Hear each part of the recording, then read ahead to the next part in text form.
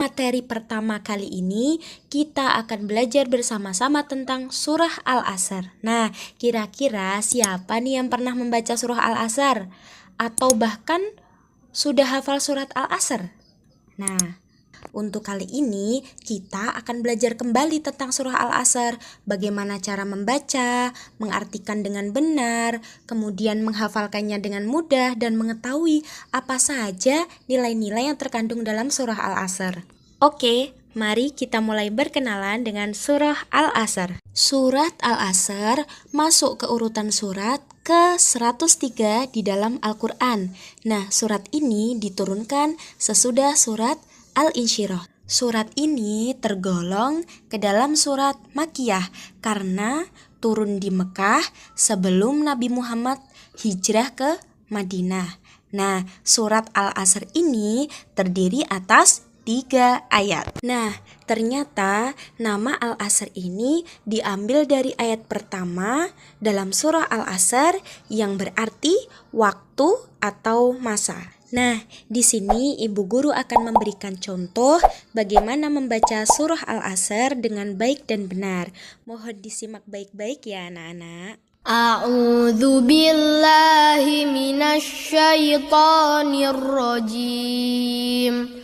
Bismillahirrahmanirrahim.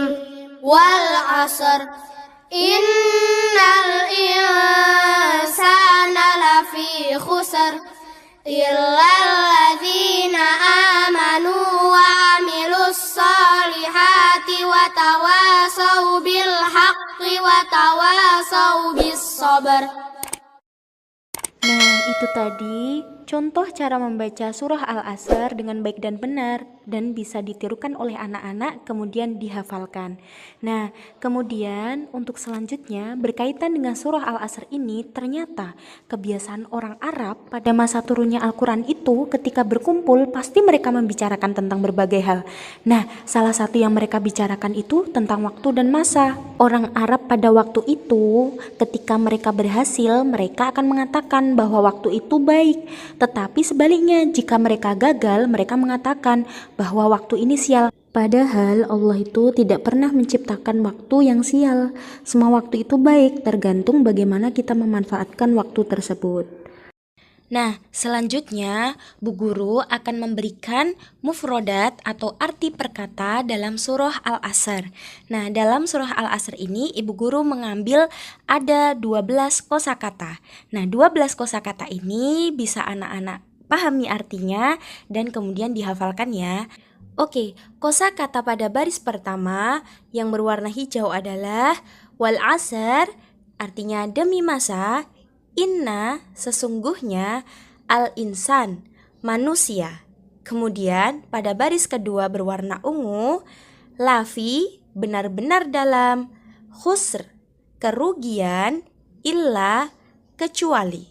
Kemudian baris selanjutnya yang berwarna orange, alladzina, orang-orang yang, amanu, mereka beriman, wa amilus solihat, beramal soleh. Kemudian baris yang terakhir, watawasau, mereka saling menasihati, bil haqqi, kebenaran, bis sabar, kesabaran. Nah, itu tadi 12 arti perkata dalam surah Al-Asr. Anak-anak bisa pahami kembali, kemudian ditirukan, lalu bisa dihafalkan ya. Oke, selanjutnya kita akan belajar apa saja sih nilai-nilai yang terkandung dalam surah Al-Asr? Dari surah Al-Asr ini dapat kita pahami bahwasannya Allah bersumpah atas nama waktu. Itu berarti waktu sangat penting buat kehidupan kita karena kita tidak bisa lepas dari yang namanya waktu. Waktu dari pagi hingga malam, di sana kita akan selalu melakukan aktivitas sehari-hari. Maka dari itu manusia pasti menggunakan waktunya. Maka Islam sangat menganjurkan manusia untuk memanfaatkan waktunya dengan sebaik-baiknya agar tidak termasuk orang yang merugi.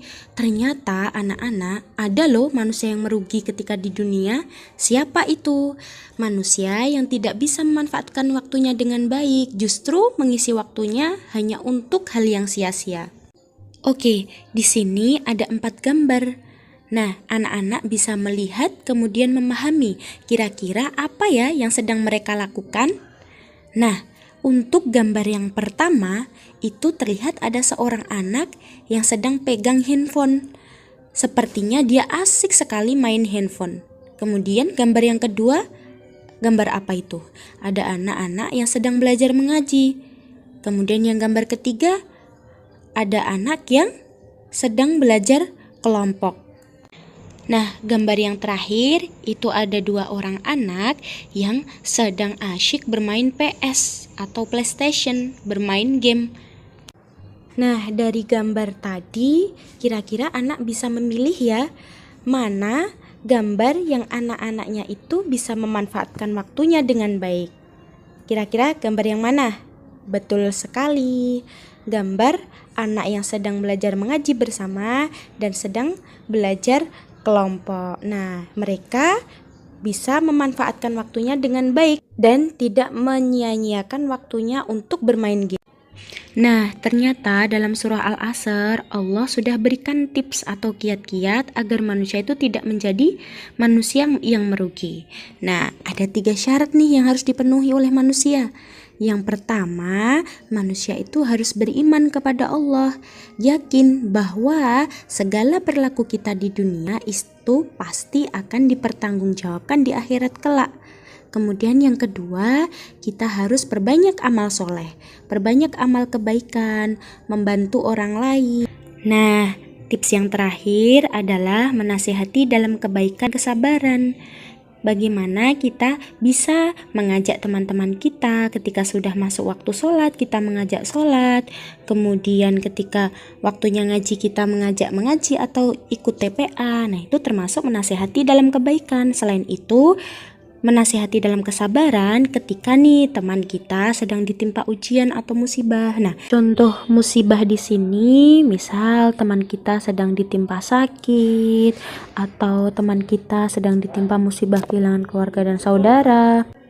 Nah, maka kita sebagai teman yang baik atau sesama saudara muslim, kita punya kewajiban untuk mendoakan dan menguatkan teman-teman kita untuk bisa bersabar dalam menghadapi setiap musibah yang datang. Nah, kalau ketiga tips yang Allah berikan dalam surah Al-Asr tadi kita lakukan, pasti kita tidak termasuk manusia yang merugi baik di dunia maupun di akhirat. Oke, mungkin cukup sampai di sini materi yang Ibu sampaikan.